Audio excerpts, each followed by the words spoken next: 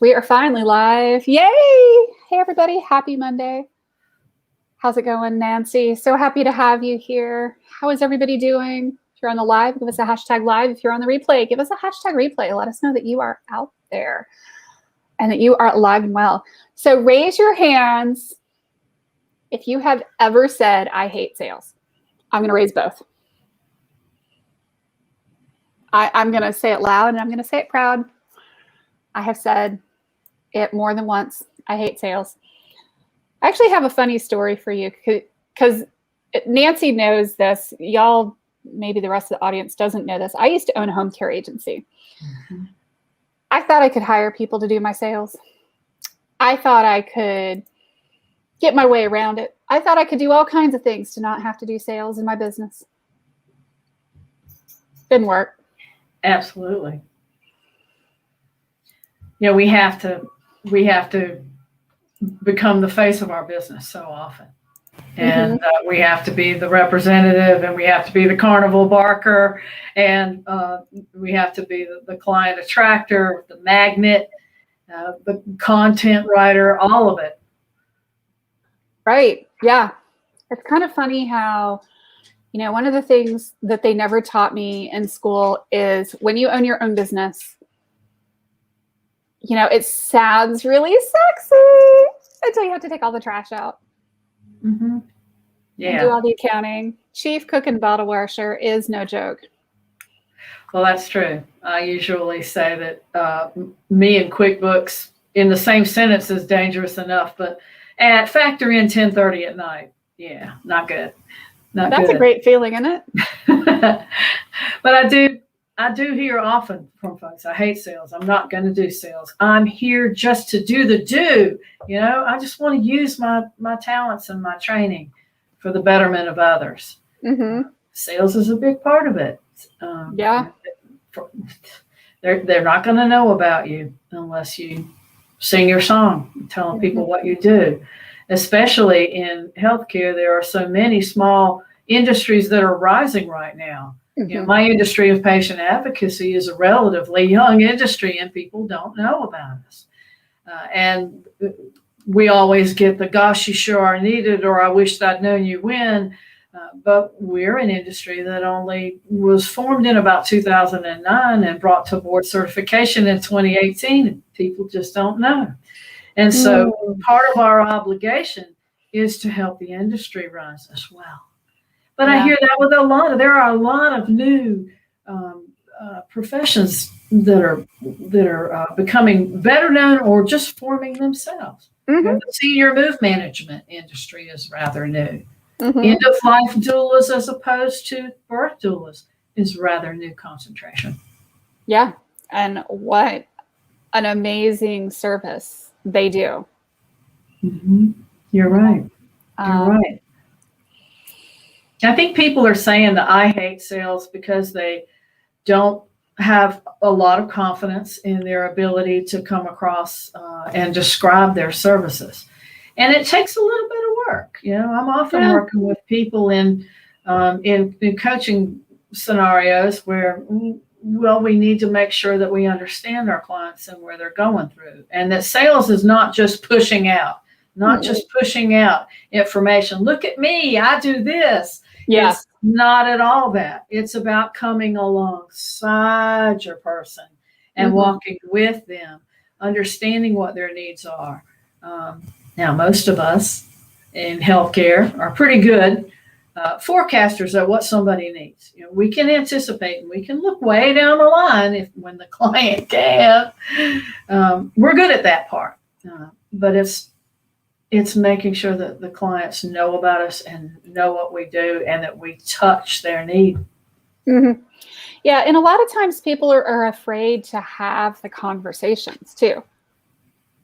You know, absolutely, especially in the healthcare arena, where a lot of these are really sensitive topics. I mean, not just a little bit sensitive, but a lot sensitive. There are many along those lines to be held, and they're difficult. Now, some of us have had some experience doing that, but we never forget our first one. We know that feeling, and we can easily call that feeling up. That is this going to go well? How can I make it well? There are people bleeding into my conversation. How do I control all of this? And then the topic itself. Well, in the how do I find somebody to conversate with? You know, how do I find my clients to even talk to them in the first place? Talk about, you know, the master hive-inducing moment that I hear from a lot of people, because they're like, I'm an introvert. I don't like talking. Life is just, this whole thing is just way too peeply. Yeah, that's another one that I hear a lot too. They'll say, I'm an introvert, but I'm an introvert. And they're offering it up as an excuse, a reason. And to me, I'm an introvert should be an acknowledgement, and let's see how you can move on and do it. Do what you need to do. Right. Because there's clients waiting. Yeah. So don't offer it up. If you're offering it up as an excuse or a reason, end of story, it's not. There are a lot of introverts that are very successful in the tender conversation, in the sales conversation. Plenty of them. Well, I think a lot of introverts actually, you know, this is kind of one of those things where we maybe hold back a bit more because I'm an introvert, but we're really like trying to get to hear what the person is saying before we start in with the conversation. So sometimes this actually comes from a position of strength. I agree. You know, you are processing what's been heard, and there's value in that. There is nothing better than letting your client know that you have heard exactly what they said, that you get it. And if it takes a little bit of time or a different approach to do that, that's fine, as long as that communication is established. That's amazing, right? So how do you get somebody over the I hate sales? Oh, there's a number of good things we can do. First of all, we have to look at maybe spend a little time on the origin of where does that come from? You know, because to view it is to fix it. So if there's something holding you back or something rises up, then knowing where that is, knowing what it is, you can deal with it. So I think that it's important to realize the origin. Where's this rut row coming from? Is this old stuff? Is this new stuff? And understanding that. And then lots of ways to work through things like that. Everything from, I think, for hard parts of the conversation, you know, I've used notes. I've used role playing. I borrow words from people all the time. You know, if I hear a great phrase and I see it working, I grab somebody else's words. And there's a lot of ways to do it. You know, we sit and bandy words about in group coaching, and then on one-to-one, I'll role play with folks. And because that's part of it, is smooth delivery, what to say, how to say it. But more than that, sometimes a process helps. Just understanding these are the nuts and bolts of my conversation, and I'm going from this, and then we're going to this part, and then and having a process. Well, the next thing I'm going to do is send you these documents, Mr. Smith, and for your signature and return. Just knowing how to lead people through your process. It gets easier over time, but you can gain a lot of confidence by process. No, I agree. And I mean, I think that there's just a lot of, you know, a lot of people are scared to have the sales conversation. And then it's like, well, then how much is it going to cost? And then people. A lot of times anxiety goes up. Through the roof. Yes, it can. Now, you can step into that conversation with the help of a process or with the help of ready words. I have, in my early days, used scripts. I had scripts ready to deliver Mhm. that, and I had scripts ready if people had questions, also known by some as objections. We call them questions, and having that tool handy can Right. help you execute your delivery. Uh, you have to be pretty sure about your pricing, and that's another thing that we're spending a lot of time talking about and working on is pricing. It's the bane of everybody's existence, I think. And Right. but being able to deliver that with confidence and surety, and if you've done your work in your previous conversations toward engagement, you will have already answered the questions. You know whether you're heading down the right road with this client. Oh, absolutely. And I mean, that's kind of one of the things is I find that, almost no matter what the industry is, that when you have those pre-conversations, by the time you get to the price discussion, it's almost an afterthought. Not exactly, but it really doesn't turn out to be as much of a boulder because you've already established your credibility, and then they're not like shocked or surprised that you're charging, a professional's rates. Tish says pricing is something I knew I could learn more about for sure. Absolutely, right? Mm-hmm. Yeah, it's a process. It really is. And if you've executed your conversation properly, and we can all improve, myself included, if we're doing it properly, then we have determined what we need to determine about that person in the course of the conversation. And you may not even get to the point where you're talking about price or engagement, because that may not be appropriate for you. Find out early on, this is not going to be a fit. And you take them, though, where they need to go. I spend a tremendous amount of time taking people where they need to go. It's the Amen. very first rule that they taught me in undergrad social work school, is that you're not all things to all people, and your job is to know that and to take your client where they need to be. And so I've got to have a lot more solutions on hand other than myself. I love that. Yeah, I do that all the time. I mean, a lot of people are like, well, can you tell me about this accounting thing? And I'm like, I think you need to talk to a CPA for that accounting thing. Yes, I have an MBA. However, I am not a CPA. Those 3 letters after my name are not the same. Therefore, having conversations with you about sales tax in a particular state, and how it works for e-commerce for a particular website in a particular state is a conversation that you need to clear with your CPA before you clear it with me. That's true.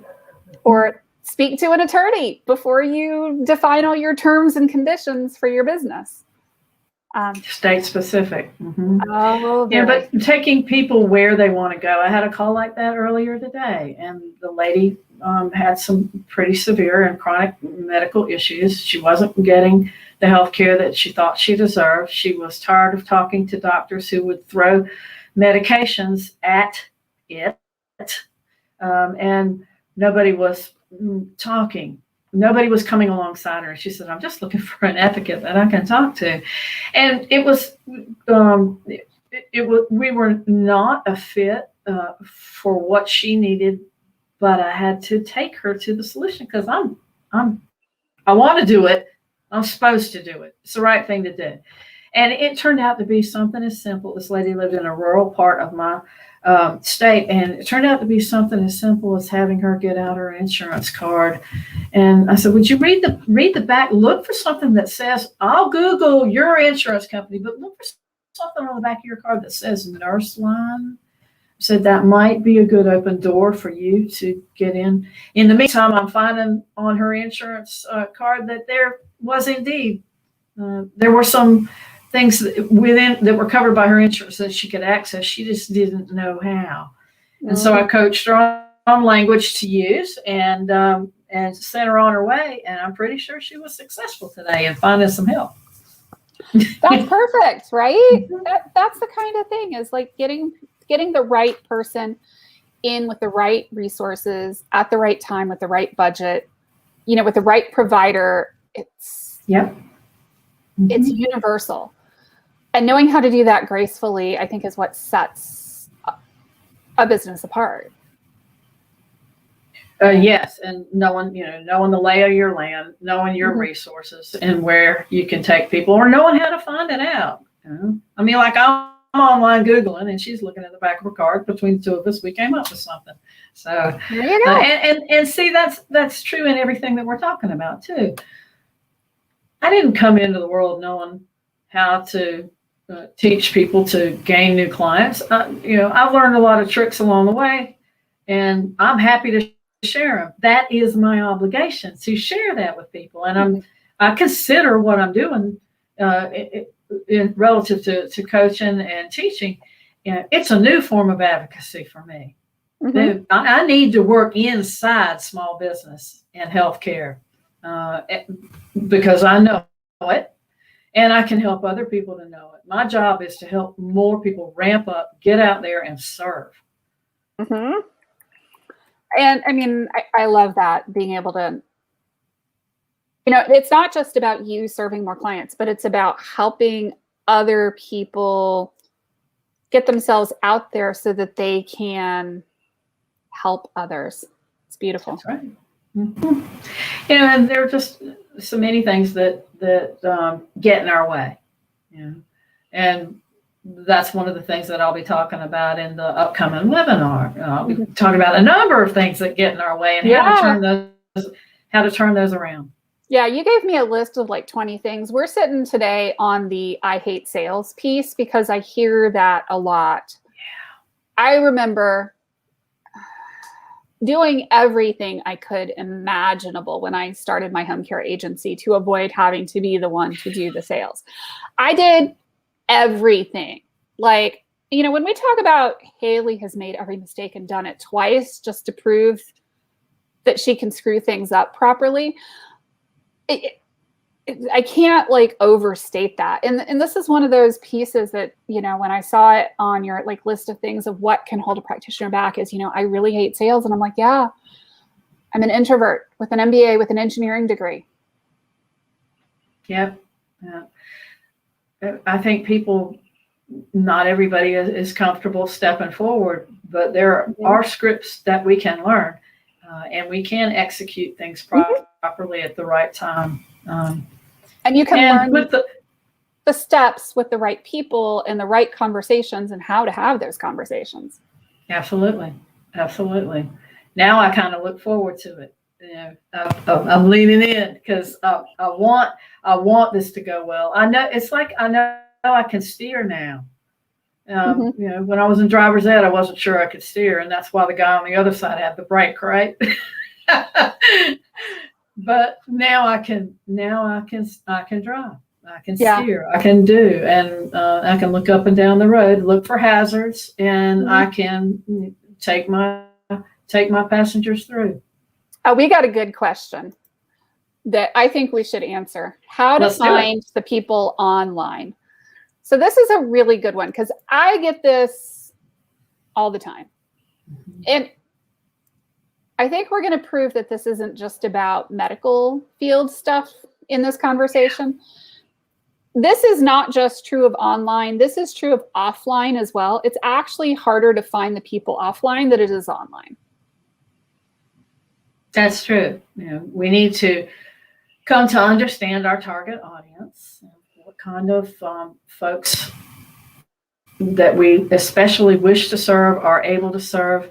And it's a matter of finding out their demographics and psychographics. So the demographics, where are they? How old are they? Different key ways to find out more about the person that you serve, and where are they in their head? What are their concerns? What are they doing right now? What are they searching for on Google and Facebook right now? And that's just magic. Well, there are some ways to and low budget. low budget, no budget ways to determine how people are finding us. What are they searching for? Sometimes I don't know the words to put in for, how to buy an Allen wrench, but I'm always asking people, how did you find me? How did you find me? Was it referral? Was it online? Was it through my website? And so onus is on us to know how people are finding us, and do more of that, but also to always look for other ways. Are they in Facebook groups? Are they in support groups? Are they reading about certain things? Are they reading certain publications and online magazines? Right. Yeah. And so she says magic because you have to know codes. No, you don't have to know codes. Magic because you understand your target audience so well that you know where they're hiding, you know where they're hanging out, you know what Facebook groups they're in, you know what they're searching for on Google. You can start to kind of predict what keywords they might have typed in Facebook to find different Facebook groups. Like, I'll give you an example. My oldest child has schizophrenia and severe mental illness, SPMI, severe persistent mental illness. I have found parent groups, of families that have schizophrenia. If somebody were looking for me, they'd be looking for, family members who have, mental illness, family members who have borderline personality disorder, bipolar, schizophrenia, start typing in all the related words. And, it's kind of funny. You go and you put yourself in those places and you hang out with those people, not to sell them.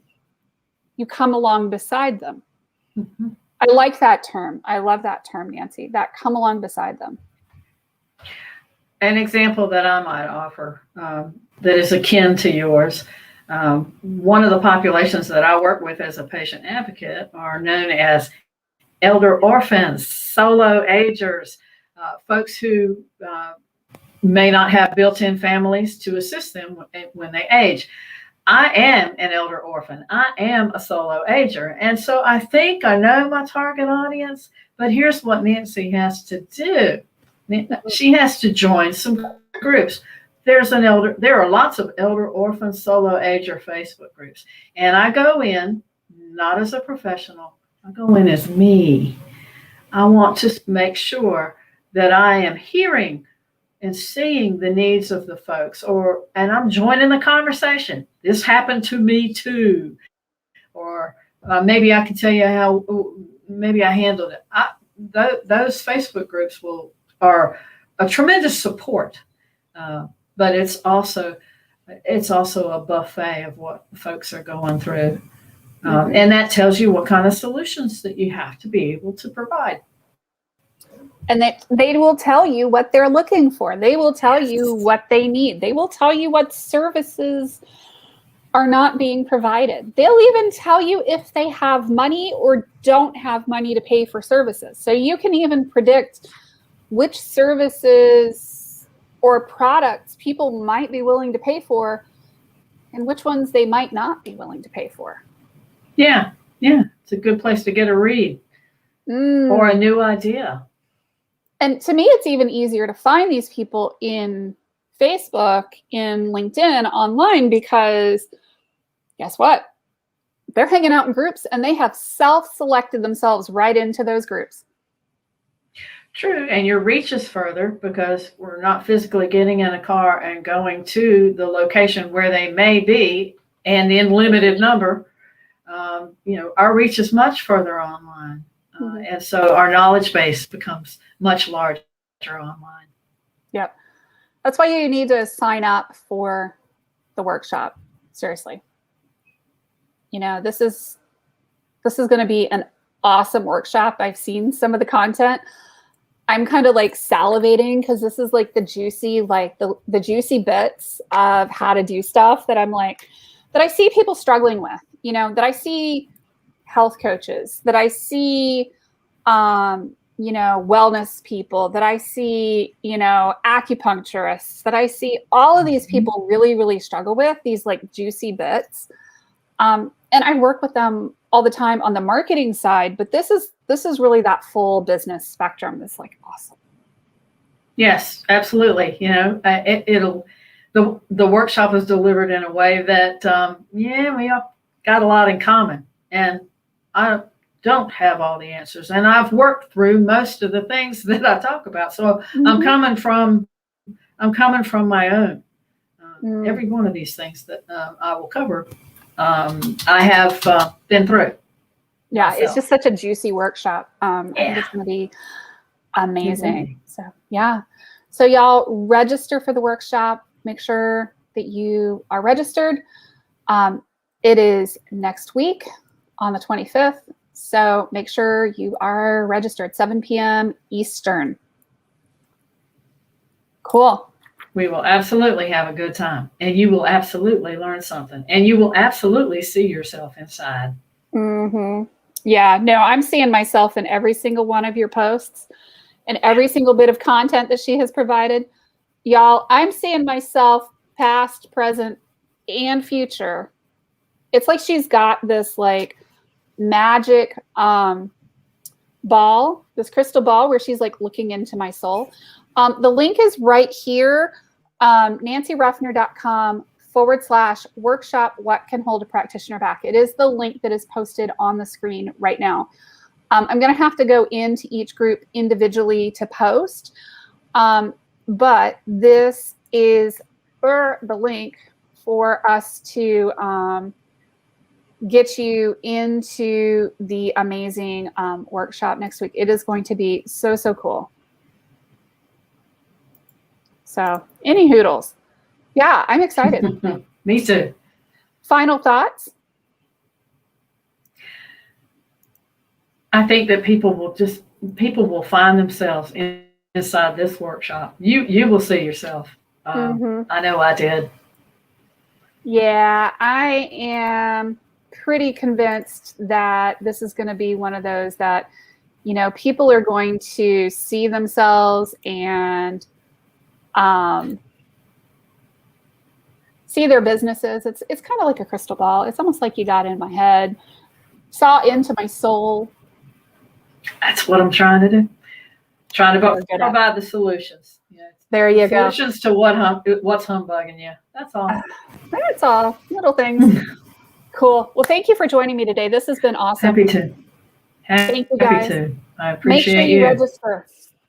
Thank you. Take care, everybody. Bye-bye. Thanks, everybody.